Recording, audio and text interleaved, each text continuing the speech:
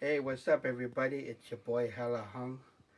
I got a lot of things on my mind. I'm just wondering, what is the future of breaking? So, before this happen, let's start in the beginning. Breaking as a hobby, as a sideshow, that's all great and fun and cool. But when it comes to business, let's get into it. So, you see, there's a divide in the breaking scene right now. So you have A, the B-boy, the performer. Then you got B, the promoter who is producing events, booking venues so that this culture can thrive. Then you got C, which is investors, people who want to invest. And then you got 4, which is like the community, D, right?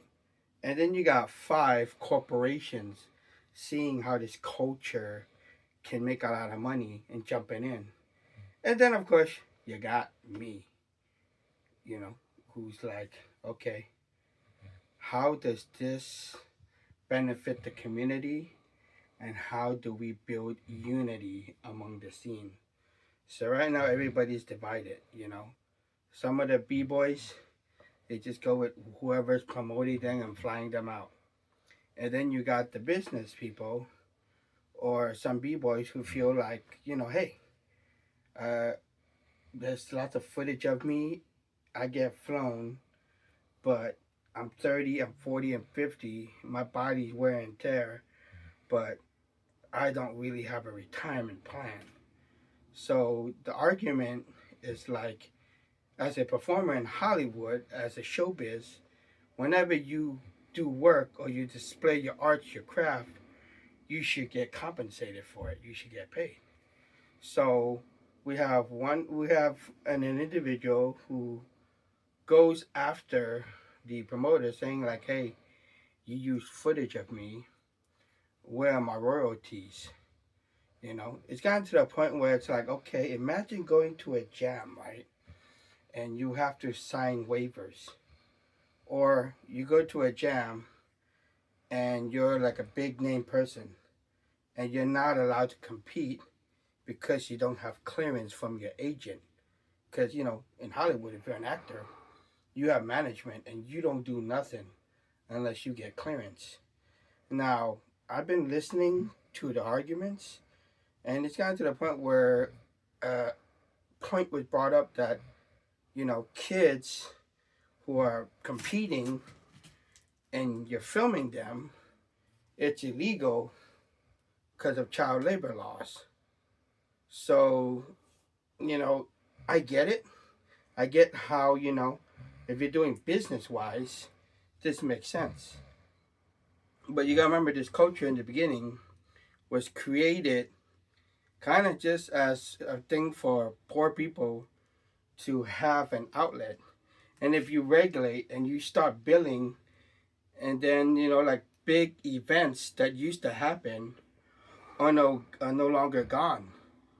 And me, I'm going to be honest, I'm not vested, I'm not obligated, my hands are not tied.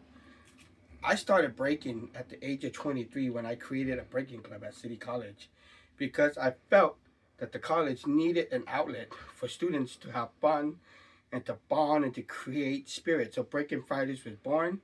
That's how hELLA Hung came into the scene. I was 23 years old. I didn't even know that breaking was an actual scene until I started competing and then realizing, hey, it's a whole community. So, I benefited knowing OGs, superstars, and stuff because of certain big name events. Now, this is 2003. YouTube was just coming out, and I was a newbie in the scene, and I accidentally caught out a world famous b-boy named Nasty Ray. Much love and respect, that's fam. And suddenly, a guy with no training was blown all over the world, and suddenly I'm famous. So now, fast forward almost 20 years later, I'm 45 now. you know, and I'm looking like, okay, if it wasn't for these original annual jams that kept happening, b-boys or breakers wouldn't even have a place to compete or make a name for themselves. But you know, trying to get people who've been doing things for a while to cooperate and change up their ways is kind of hard. So what I'm doing is I'm looking at what's in the best interest of the community. We want to keep creating venues.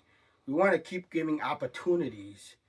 We want to provide outlets for the community.